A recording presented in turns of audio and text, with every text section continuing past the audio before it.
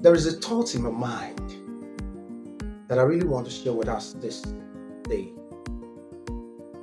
And that thought is, when we say that no one is perfect, why then we are looking for someone who is perfect? We kept saying that no one is perfect.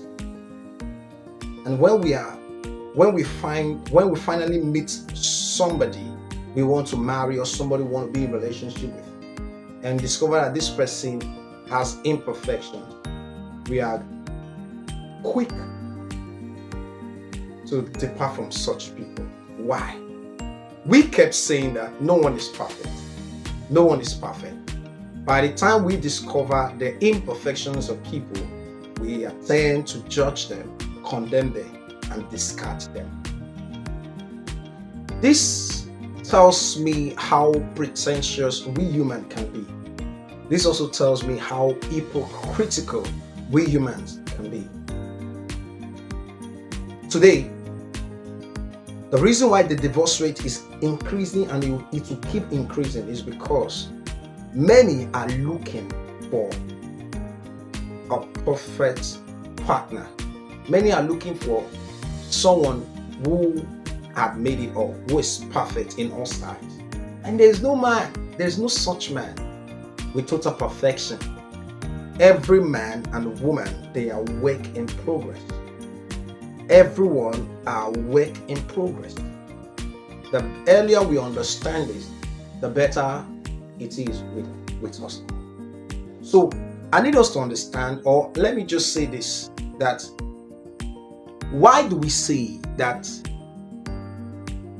no one is perfect, and at the same time, when we meet people who are not perfect, we tend to be disappointed? Why? So what is the essence of us saying that no one is perfect, and meanwhile we kept looking for a perfect person? No one is perfect, yet we want to stay with someone who is perfect. Even you that you're talking, you yourself, you know that you are not even perfect. So you're looking for someone who is without no flaws. Meanwhile, you too, you have your flaws. You are looking for someone who is without no weakness, and meanwhile, you have your own weakness.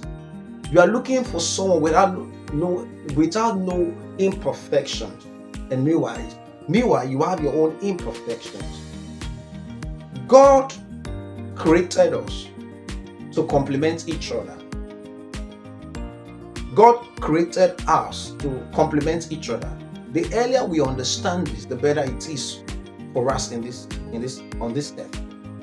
So we need to understand that there is no man, there is no woman who is perfect. There is a weakness in everyone's life. There is a weakness you are going to deal with. There is a flaws you are going to deal with. The person may look perfect. The person may look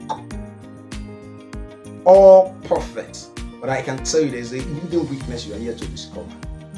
And this is the reason why a lot of relationships, a lot of marriages are crashing, because when people portrayed perfection on the plates, on the table, by the time they get closer to such people who have presented perfection, and when they come closer, they began to see the other side. They began to see weaknesses. They began to see flaws.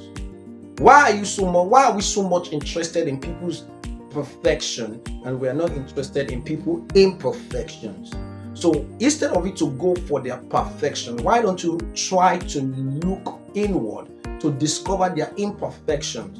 Because perfection doesn't hurt. It is imperfection that hurts. Weaknesses. It is weaknesses that hurt. The strength doesn't hurt.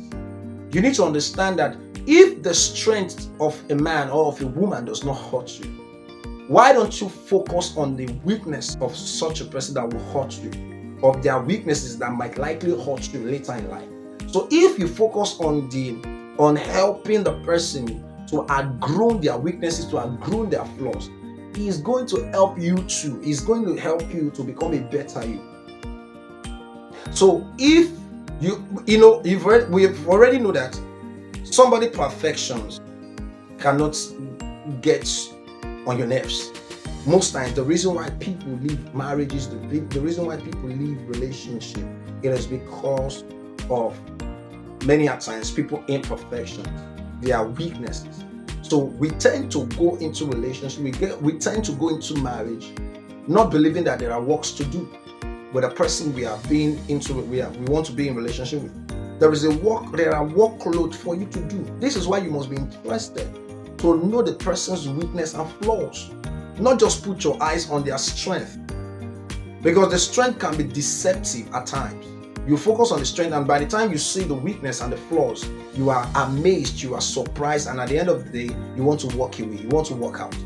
So I would advise that you have this understanding that whilst you are in a relationship with anybody, understand not to just focus on their strength, also be aware of their weaknesses, so that the two of you can sit down on how you can work it out and outgrow their weaknesses. I shall conclude. If we say no one is perfect, why then are we looking for the perfect people in relationship? Why are we looking for the perfect people in the place of work? Why are we looking for the perfect people in the church? Why are we looking for the perfect people on the altar? Why are we looking for the perfect people in business?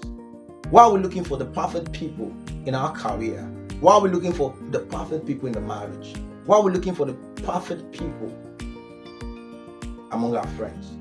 If no one is perfect, then why do we keep rejecting those with flaws and those with imperfection? God bless us as we meet again. Stay tuned. I remain Pastor Elijah.